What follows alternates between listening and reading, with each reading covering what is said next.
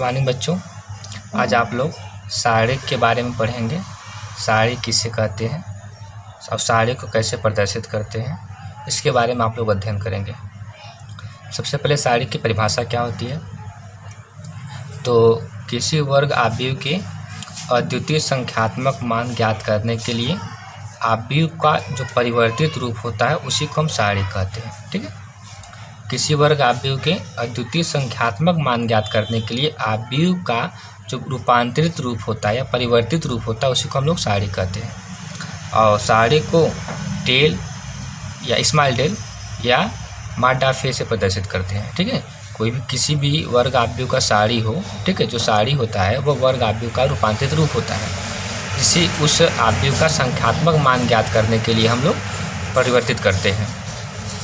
तो किसी वर्ग आव्यूह का जो साड़ी होता है उससे हम लोग डेल या माडा पे से प्रदर्शित करते हैं।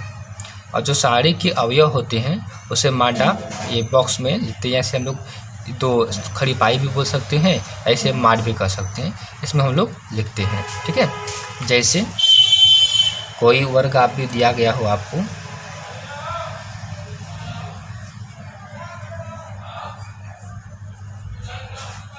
ए इज इक्वल टू द्वितीय कोटि का है, इसके पहले पंक्ति में 2 - 1 और दूसरे पंक्ति में 3 0 हो। ठीक है, तो इसके संगत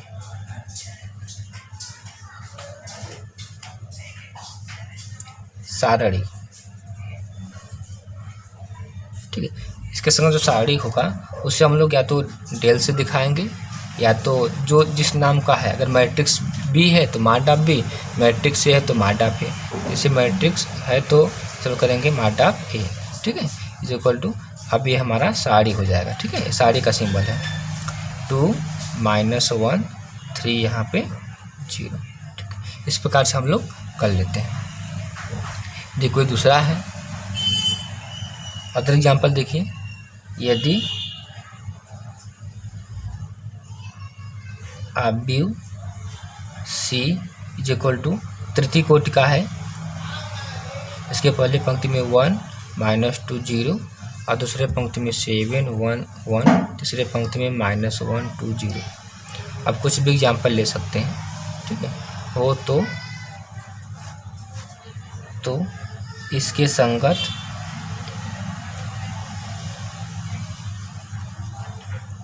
सारणिक, इसके संगत सारणिक, तो इसे हम लोग माडा डेल से दिखाएंगे या माडा सी से दिखाएंगे। अब साड़ी के अवयव को हम लोग दो खड़ी पाइयों के बीच में लिखते हैं 1 - 2 0 7 1 1 -1 2 और यहाँ पे 0। ठीक, अब साड़ी के गुणधर्म में देखेंगे थोड़ा। देखिए यहाँ पे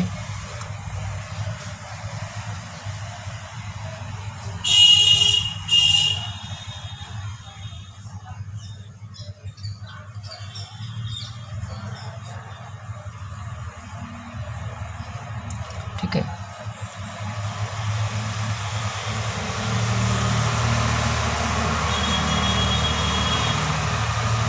किसी सारणी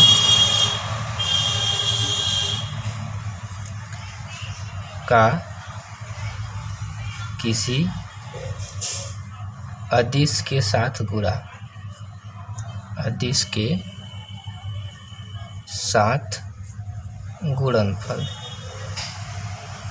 ये आपको जानना है कि जब किसी साड़ी का किसी अदिश के साथ गुणनफल करते हैं, गुणा करते हैं, तो गुणनफल क्या प्राप्त होता है हमको। ठीक है, जैसे यहाँ पे दिया गया है कि यदि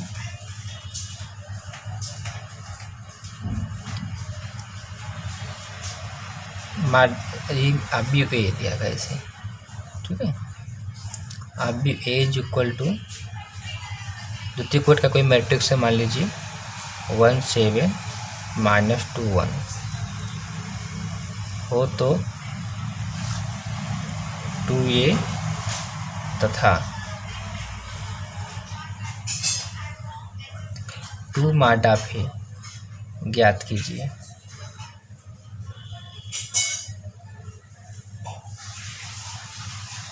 ठीक, तो हल में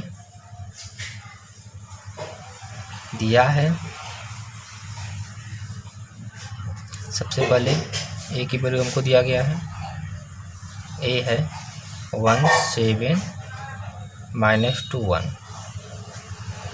तो 2a ज्ञात करना है, तो 2a = हो जाएगा हमारे यहाँ पर 2 × ए की वैल्यू जो हमको दिया गया है 17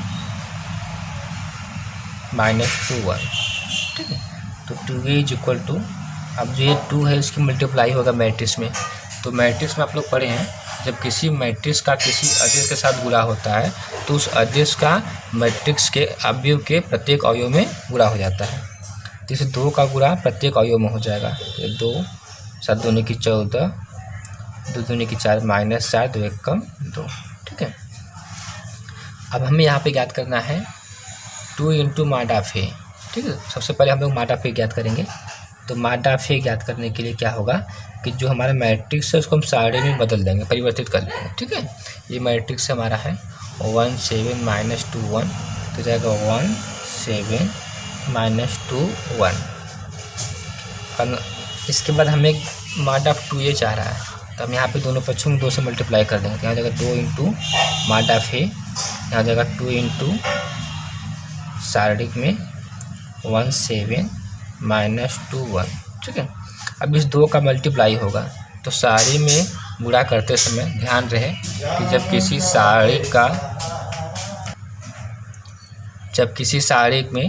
किसी अचर से मल्टीप्लाई करते हैं, गुणा करते हैं, तो उस अचर का सारणी के किसी एक पंक्ति या किसी एक स्तंभ में गुणा होता है, सभी एलिमेंटों में गुणा नहीं होता है।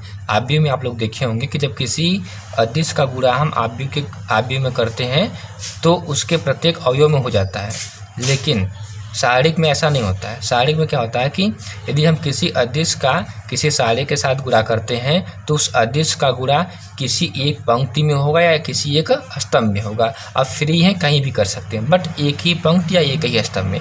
जो 2 है इसका मल्टीप्लाई हम लोग R1 में कर सकते हैं या तो R2 में कर सकते हैं, एक ही जगह करेंगे। अगर हम R1 में करें तो हम R2 में नहीं करेंगे। ठीक है, या तो C1 में करें या तो C2 में करें। तो जब किसी अदिश का किसी सारणी के साथ मल्टीप्लाई होता है, गुणा होता है, तो उस अदिश का सारणी के किसी एक पंक्ति या किसी एक स्तंभ में ही गुणा होता है। ठीक है, तो हम लोग फ्री हैं, कहीं भी इसका गुणा कर लें। ठीक है, चाहे हम R1 में करें, चाहे R2 में, चाहे C1, चाहे C2 में, तो हम लोग इसका मल्टीप्लाई R2 में कर दे रहे हैं। ठीक है, R2 में करें तो R1 तो सेम उतार लेंगे 17, बस इसका मल्टीप्लाई किस में होगा, R2 में होगा, तो -4 यहाँ पर 2 हो जाएगा। ठीक है, इस प्रकार से हम लोग यहाँ पे मल्टीप्लाई करते हैं। अब आप लोग पढ़ेंगे चिन्हों का नियम।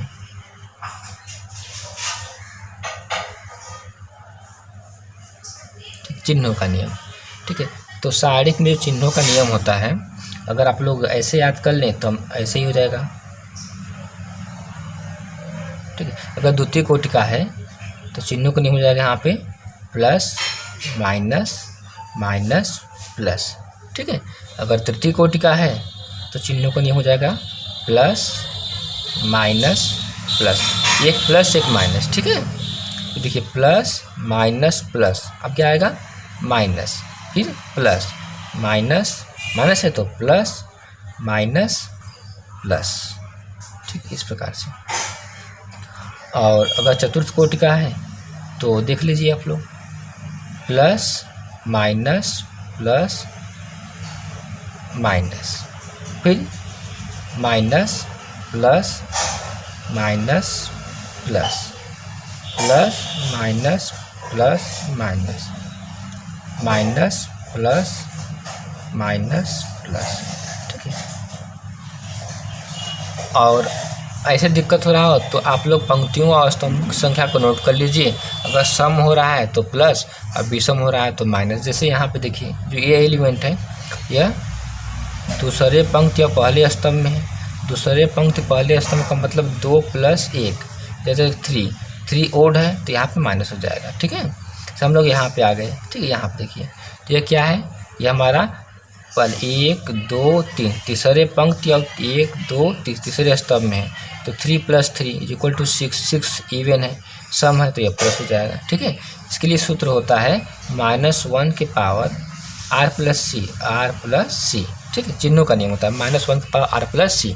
अगर r और +c किसी भी एलिमेंट का अगर हमें चिन्ह जानना हो तो उसके पंक्तियों और स्तंभों की संख्या को हम लोग ऐड कर देंगे। ठीक है, अगर विषम आ गया तो माइनस और सम आ गया तो प्लस हो जाता है। ठीक है, से यहाँ पे देखिए हम लोग एक बार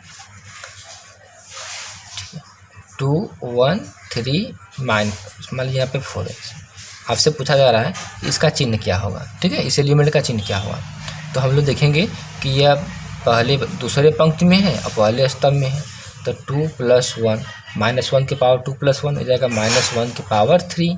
तो इसको हल कर लेंगे तो जबकि विषम है तो माइनस आएगा -1, अर्थात इसकी जो वैल्यू चिन्ह कितना होगा माइनस हो जाएगा। ठीक है, इस प्रकार से चिन्हों का नियम कंप्लीट हो जाता है।